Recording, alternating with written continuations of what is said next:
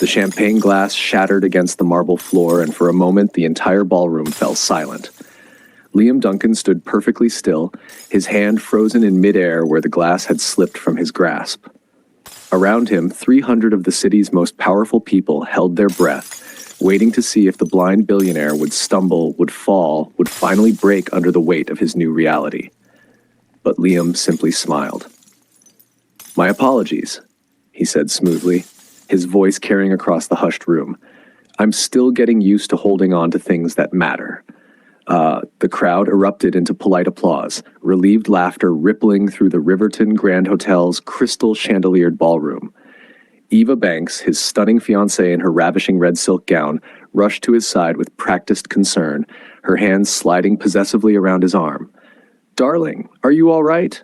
she asked, her voice honey-sweet, but her grip just a fraction too tight. Liam turned his head toward her, his dark glasses reflecting the glittering lights. "I'm fine, Eva, just fine." But he wasn't fine, and he knew it. 6 months ago, a car accident on the Pacific Coast Highway had stolen his sight and nearly his life. The doctors had been blunt. The damage to his optic nerves was irreversible. At 35, Liam Duncan, the tech genius who had built a billion-dollar empire on vision recognition software, could no longer see the world he'd helped digitize. The irony wasn't lost on anyone, least of all him. As Eva guided him through the crowd, Liam's other senses painted the scene his eyes could no longer capture. The cloying mix of expensive perfumes, the whisper of silk against skin, the subtle shift in conversation as people leaned away or moved closer with exaggerated sympathy. He'd learned to read a room through sound and sensation, through the things people thought a blind man couldn't detect, like the way Eva's breathing quickened whenever a certain voice spoke nearby. "Liam, wonderful to see you out," Senator Morrison boomed, his handshake too firm, too long, the grip of a man proving something. "We were all so worried after the accident. How are you managing?" "One day at a time, Senator. Though I have to say, blindness has its advantages. I can finally ignore the people I never wanted to see in the first place." The senator's laugh was forced, uncomfortable. Eva's nails dug slightly into Liam's arm. He filed both reactions away in the mental catalog he'd been building. "If you'll excuse us," Eva said, her smile audible in her voice even if Liam couldn't see it, "I need to get Liam somewhere quieter. The noise is overwhelming for him now." It wasn't, but Liam let her lead him toward the balcony. He heard the whispers as they passed. "Such a tragedy. At least he has her. I heard the company's struggling without him. He'll have to step down soon." They reached the balcony, and the cool October air washed over Liam's face. He could hear the city below, the distant traffic, the hum of life continuing without him. But more importantly, he heard Eva's phone vibrate in her clutch, heard the sharp intake of her breath, heard the way she stepped away from him ever so slightly. "I need to powder my nose," she said abruptly. "Will you be all right here for a moment?" "I'm blind, Eva, not helpless." "Of course not, darling. I'll be right back." Her heels clicked away, but Liam counted the steps. She wasn't heading toward the restrooms. She was moving toward the service corridor, the one staff used to avoid the main floor. He waited 30 seconds, then followed, his hand trailing the wall, his feet remembering the layout he'd memorized before the accident when he'd hosted events in this very hotel. He found them in the alcove near the kitchen entrance. Eva's voice was low, urgent, and unmistakably intimate. "Eli, not here. Not now. Someone might see." "When then?" A man's voice, rough-edged and impatient. "I'm tired of waiting, Eva. You said once he signed the power of attorney, we'd be done. It's been 3 months. He's being stubborn. He won't give up control, even blind. But he will. He has to. He can't run the company like this. And when he finally accepts that, everything transfers to me as his fiancée. Then we're free." Liam's heart turned to ice in his chest, but his face remained perfectly neutral. He'd learned that too in these dark months, how to mask every emotion when you couldn't rely on your eyes to guide your expressions. "And then what?" Eli pressed. "We just disappear with his money?" "With our money. Half that empire should have been mine anyway. I've stood by him for 3 years, played the devoted girlfriend, the supportive fiancée. I've earned it. And you've been patient, baby. Just a little longer." The sound of kissing followed, and Liam silently retreated, his hand finding the wall again, his world tilting on an axis that had nothing to do with his blindness. He made it back to the balcony before Eva returned, her lipstick refreshed, her demeanor composed. "Ready to go home, darling?" she asked, her voice dripping with false concern. "You look tired." "Yes," Liam said quietly. "I think I've seen enough for one night."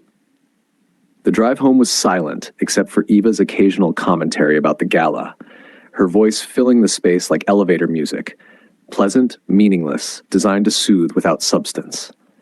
Liam sat in the passenger seat of the car, his driver navigated through Riverton's nighttime streets, his mind replaying the conversation he'd overheard, dissecting every word, every implication. 3 years. He'd proposed to Eva 2 years ago, after a whirlwind romance that had felt like destiny. She'd been an event coordinator for his company, smart and beautiful and seemingly captivated by him rather than his wealth. Or so he'd believed. The mansion rose before them, though Liam only knew it by the change in engine sound as they climbed the hill, by the way the air grew saltier from the nearby ocean. Home. 20,000 square feet of glass and steel overlooking the Pacific, designed by architects who'd won awards for bringing the outside in. Now it was just an expensive prison of spaces he navigated by memory and counting steps. "I'll help you inside," Eva said as the car stopped. "I've got it." Liam opened the door himself, his hand finding the frame, his feet finding the ground. "Liam, don't be stubborn." "I'm not. I'm being independent. There's a difference." He heard her sigh, that particular sound she made when she thought he was being difficult. Once it had seemed endearing, now it grated like nails on glass. Inside, the house echoed with emptiness. Most of the staff had been let go at Eva's insistence. "To give you privacy during your recovery," she'd said. Only Margaret, the housekeeper, remained, and she was off for the weekend. It was just Liam and Eva in this vast space. "I'm going to bed," Eva announced. "Are you coming?" "Soon. I want to sit in the study for a while." Another sigh. "Don't stay up too late. You need your rest." She climbed the stairs and Liam waited until he heard their bedroom door close before he moved. His study was on the ground floor, a room he knew intimately. Every book, every piece of furniture, every inch of space was mapped in his memory. He sank into his leather chair, the one that had supported him through 1,000 late-night work sessions, through the building of an empire, through the planning of a future that now felt like ash in his mouth. Eva and Eli, the electrician he'd hired 2 months ago to upgrade the mansion's smart home system. Liam remembered the day Eva had recommended him, had insisted he was the best. Now he understood why. His hand reached for the desk drawer, muscle memory guiding him to the burner phone he'd hidden there weeks ago. He'd started suspecting something was wrong a month into his blindness. Small things at first, Eva's distance, her increasingly frequent errands, the way conversations stopped when he entered rooms. But suspicion wasn't proof, and a blind man making accusations sounded paranoid, desperate, sad. So he'd waited. He'd listened. And tonight, he'd heard the truth. Liam dialed from memory. The phone rang twice. "Liam, bit late for a call, mate." Dr. Helena March's crisp British accent cut through the darkness. "I need to move up the timeline, Helena. How soon can you start the treatments?" A pause. "The experimental protocol? Liam, we discussed this. The success rate is only 40%. And even then, we're talking partial vision at best. You could end up worse than you are now." "I know the risks. I'm asking about timing. I could have you in London by Tuesday. But are you certain? This is a massive gamble." Liam thought about Eva upstairs, probably texting Eli, planning their future with his money, his life, his trust. He thought about spending the rest of his existence in this darkness, betrayed and alone. "Book it," he said. "And Helena? This stays completely confidential. No one can know, not my lawyers, not my board, and especially not my fiancée." "Understood. I'll send the details to this number. Liam, good luck." He ended the call and sat in the darkness that had become his world, no longer quite as blind as everyone believed. The next morning, Liam woke to an empty bed. Eva's side was cold, the sheets undisturbed, as if she hadn't slept there at all. He lay still, listening to the house, hearing her voice drift up from the kitchen below, bright and animated in a way it never was when she spoke to him anymore. "No, I can't meet today. He's being clingy lately." I know. Soon, baby. I promise." Liam's jaw tightened, but he forced himself to breathe slowly to maintain the facade. He was still the blind man, still the victim, still the fool who suspected nothing. That had to continue until he was ready. He rose and dressed himself, a process that had taken weeks to master but now flowed with practiced efficiency. Button-down shirt, slacks, leather shoes he could identify by touch. When he emerged from the bedroom and made his way downstairs, counting steps, trailing his hand along the banister, Eva's conversation cut off abruptly. "Good morning, darling," she said, her voice switching to that syrupy tone she used for his benefit. "I was just talking to Nora. She's coming by later to check on you." Nora Smith, Eva's best friend since college, a literature professor at Riverton University. In the months since the accident, Nora had been a constant presence, reading to Liam when Eva was too busy, helping him navigate the garden, treating him with a respect that felt genuine rather than performative. "That's kind of her," Liam said, settling into his chair at the breakfast table. He heard Eva set down a plate in front of him, smelled the eggs and toast. "She cares about you. We both do." Eva's hand touched his shoulder briefly, and it took all of Liam's control not to flinch away. "I have to run some errands this afternoon. Will you be all right with Nora?" "I'll manage."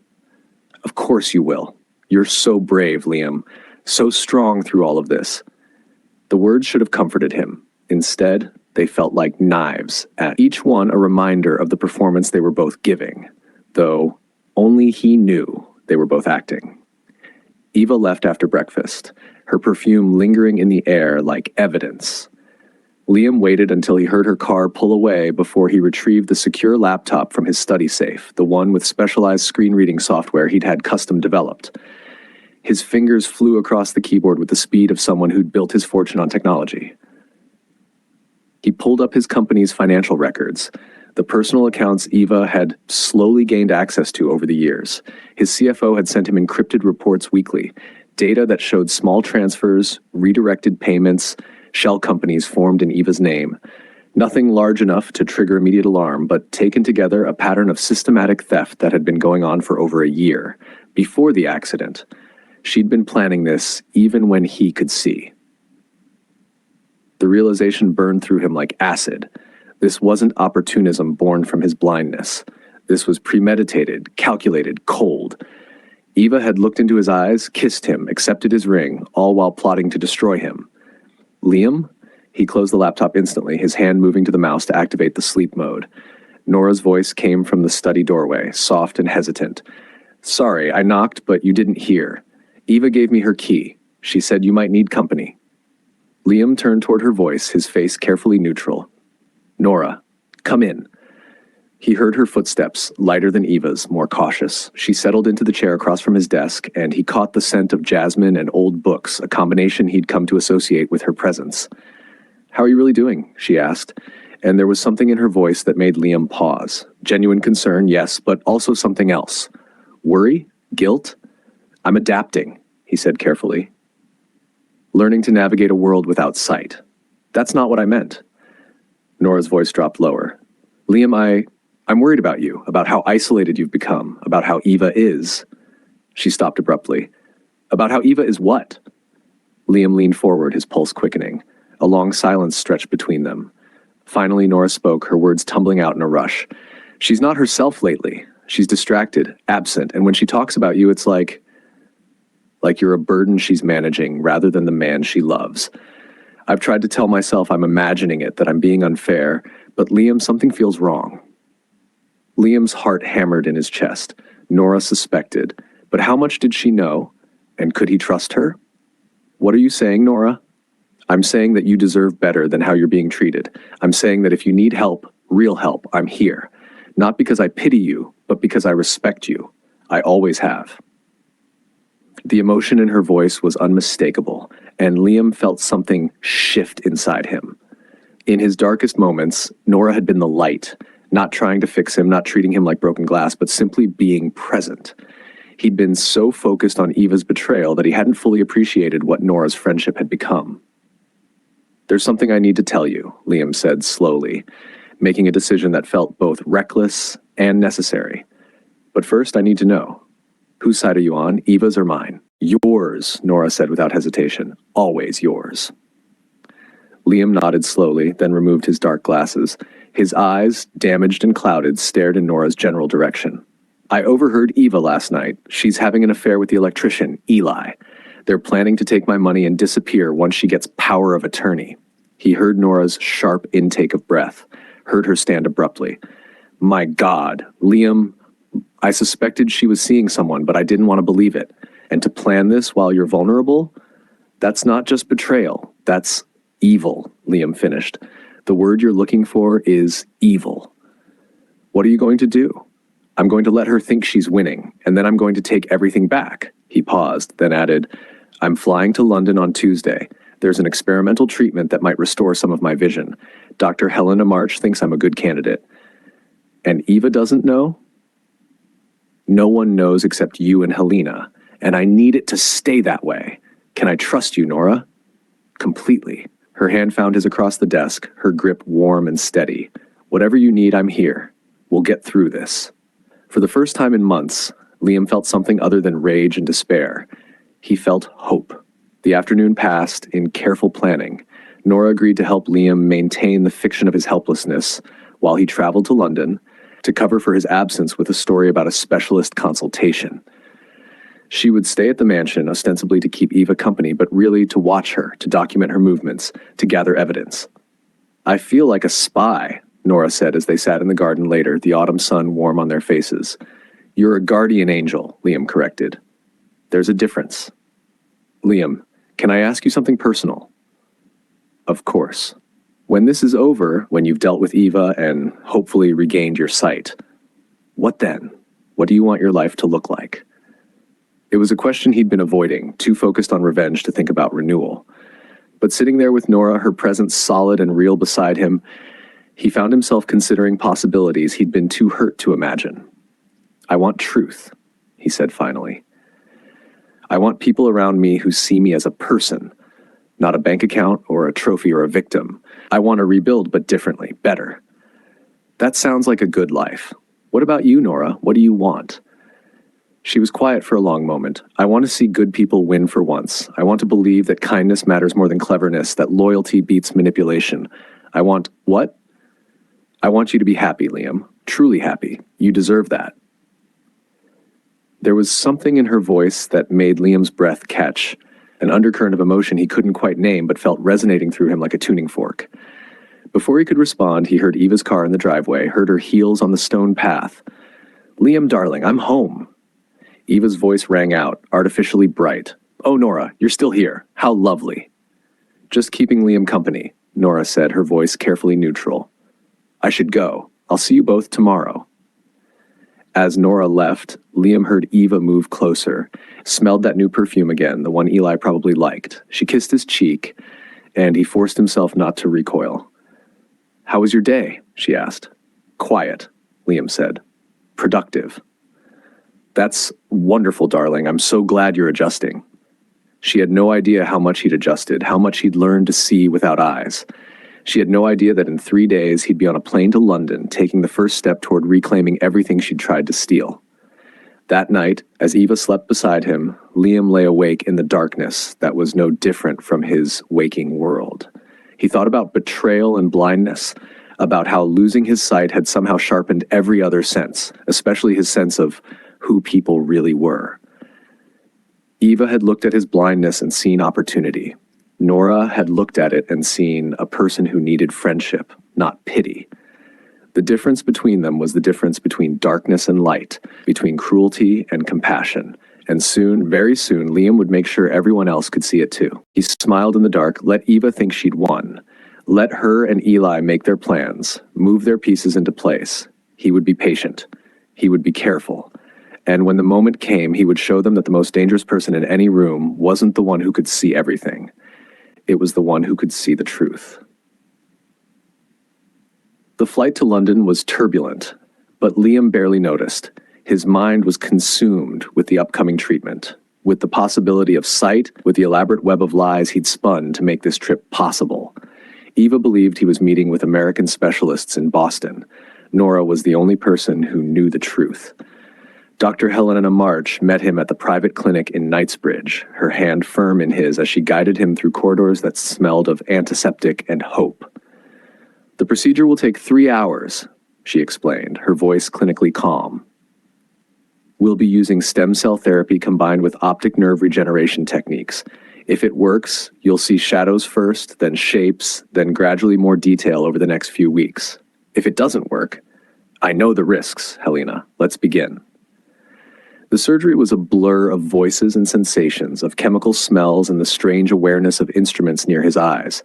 When he woke, bandages covered his face, and Helena's voice floated somewhere above him. The procedure went well. Now we wait. We'll remove the bandages in 72 hours. Try to rest, Liam. But rest was impossible. Back in his hotel room, Liam paced despite the bandages, despite the disorientation, his phone pressed to his ear as Nora updated him from Riverton. Eva's been leaving the house every afternoon, Nora reported. Yesterday, she met Eli at a cafe downtown. They were looking at what appeared to be travel documents. Liam, I think they're planning to leave soon. How soon? I overheard her on the phone. She mentioned 2 weeks, maybe 3.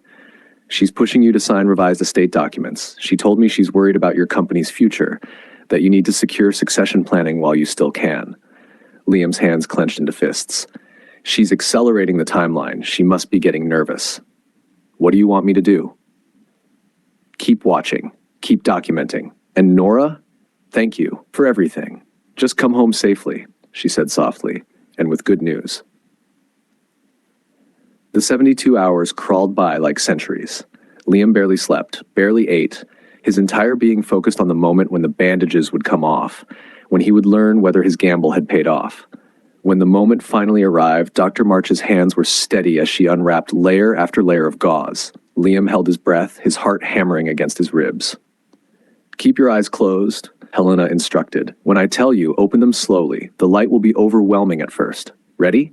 Yes. Open your eyes, Liam. He did, and gasped. Light. Glorious, brilliant, almost painful light flooded his vision. Shapes swam before him, blurry and indistinct, but there. Real. Visible. I can see, he whispered, his voice breaking. Helena, I can see. Don't get too excited yet, she cautioned, but he could hear the smile in her voice. Your vision is extremely limited right now, like maybe 20% of normal. But yes, Liam, you can see. With continued treatment and therapy, we might get you to 60, even 70% vision. 70%. Not perfect, but enough.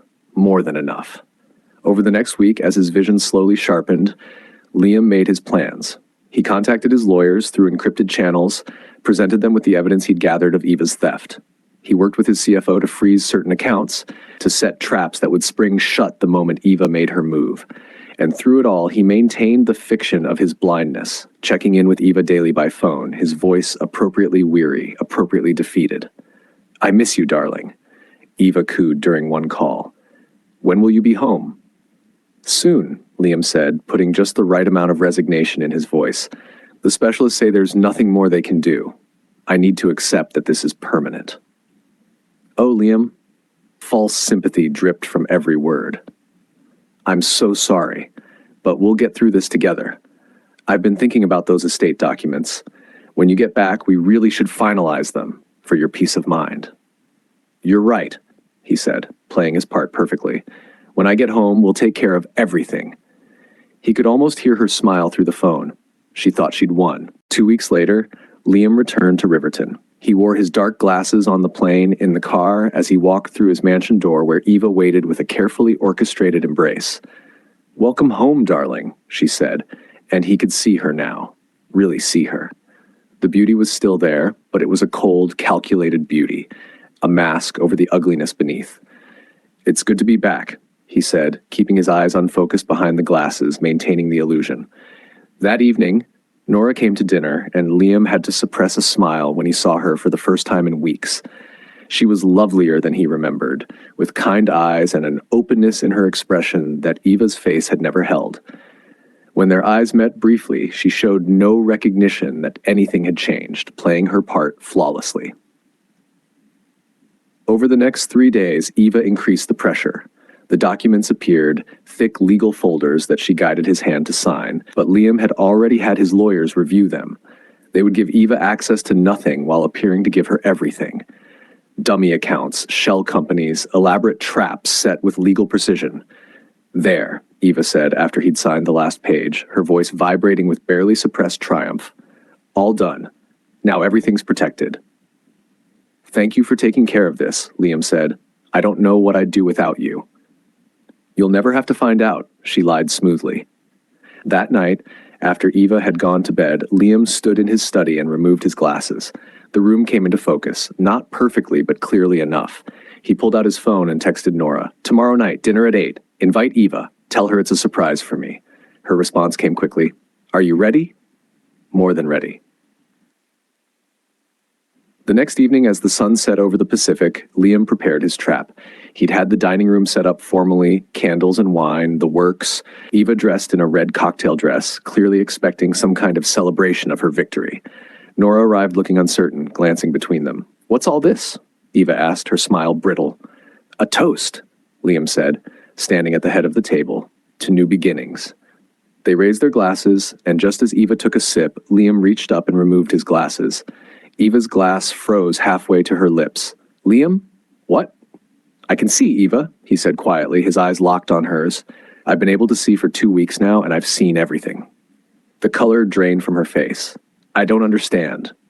"Yes, you do." Liam pressed a button on his phone, and the room's screens lit up with recordings.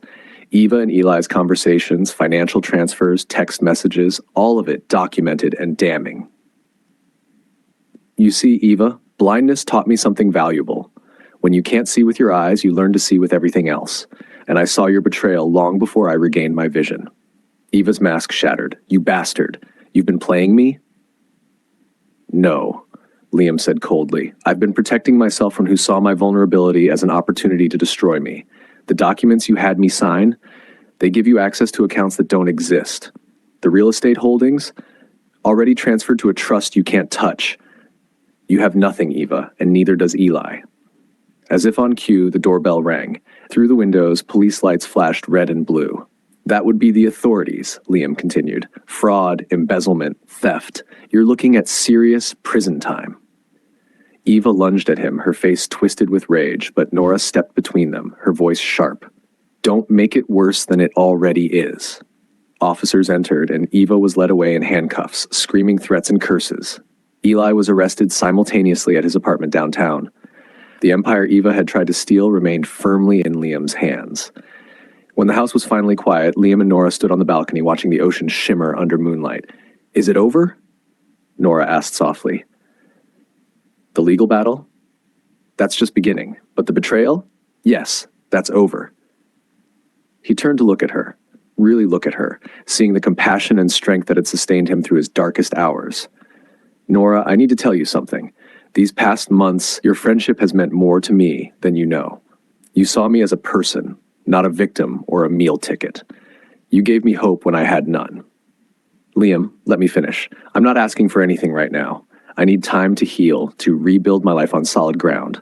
But I want you to know that when I'm ready, I'd like to see where this could go, if you're willing." Nora smiled, tears shining in her eyes. "I'll be here, whenever you're ready."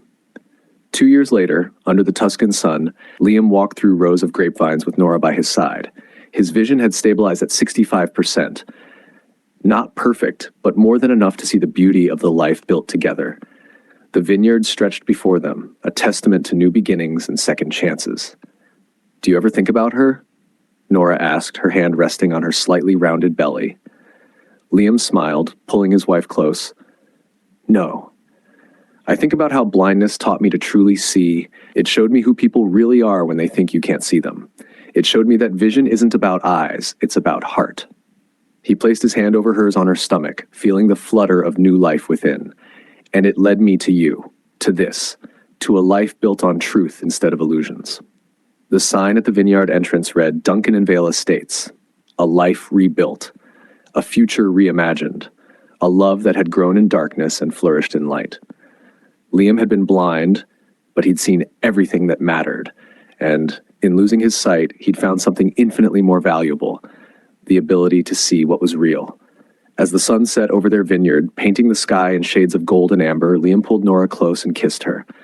The darkness he'd endured had led him here, to this moment, to this woman, to this life. He'd lost everything and gained everything. He'd been betrayed and found loyalty. He'd stumbled in darkness and walked into light. If this story moved you, Don't forget to subscribe for more incredible tales of triumph and justice. Like this video, share it with someone who needs to hear that even in our darkest moments, we can find the strength to see the truth. Comment below and tell us, what would you have done in Liam's position? Your thoughts matter to us. Until next time, remember, sometimes we need to lose our sight to truly see what matters. The wind carried their laughter across the vineyard, the sound of healing, of hope, of a man who'd been blind but had seen his betrayal and had turned it into his greatest victory.